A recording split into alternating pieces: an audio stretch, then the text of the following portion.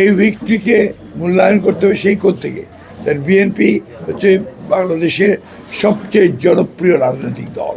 এই প্রতিষ্ঠাতা শহীদ প্রেসিডেন্ট জিয়াউর রহমান যখন দল প্রতিষ্ঠা করেন তারপর থেকে বিএনপি জনপ্রিয়তা কখনো হারায়নি। কারণটা হচ্ছে বিএনপি সবসময় জনগণের সঙ্গে থেকেছে এবং জনগণের রাজনীতি করেছে। সেটাই হচ্ছে বিএনপির সবচেয়ে বড় শক্তি।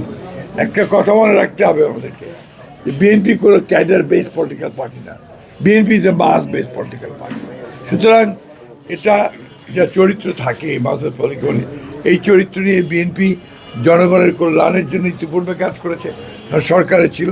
এবং বিএনপির যে ম্যানিফেস্টো, বিএনপির যে ভিশনগুলো, বিএনপির যে রাষ্ট্র সংস্কারের যে কথাগুলো, দাবি দেওয়াগুলো, পয়েন্টসগুলো, সেগুলো জনগণ অ্যাকসেপ্ট করেছে বলেই আজকে এই ল্যান্ডস্লাইড বিক্রি হয়েছে। দীর্ঘ 15 বছর ফ্যাসিস্ট শাসনের ফলে এটা হচ্ছে একটা বিজ্ঞান, আপনাকে পলিটিক্যাল সায়েন্সের একটা অংশ।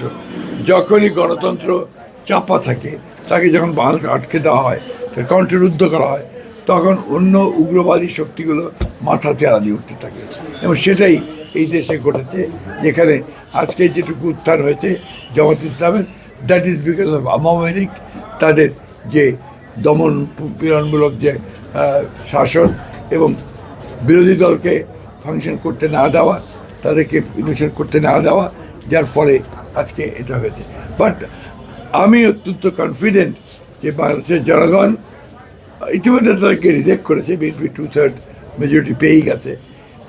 জনগণ তাদেরকে আবারও সুষ্ঠু, সৎ এবং কল্যাণমূলক রাজনীতির মধ্যে দিয়ে সমস্ত অপপ্রবণতাগুলোকে রুখে দিতে সক্ষম হবে। আমরা সবসময় আমাদের যে কমিটমেন্ট, সেই কমিটমেন্টে আমরা সবসময় অটল থাকি।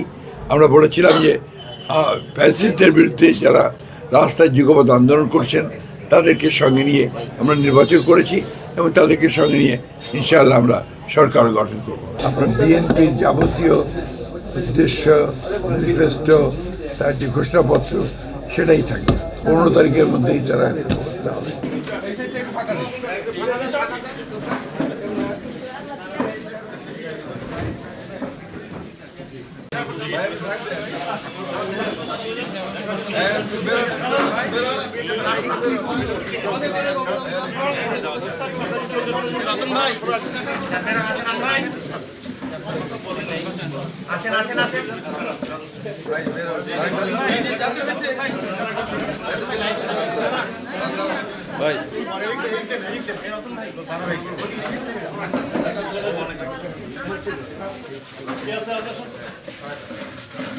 আমরাই বাকি আছি।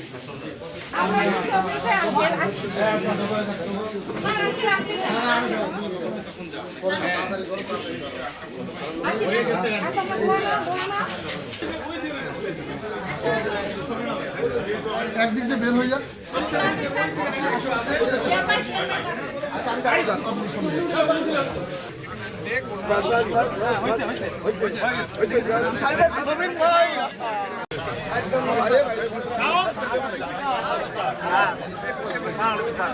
মানুষটা দবাটকে যাবে।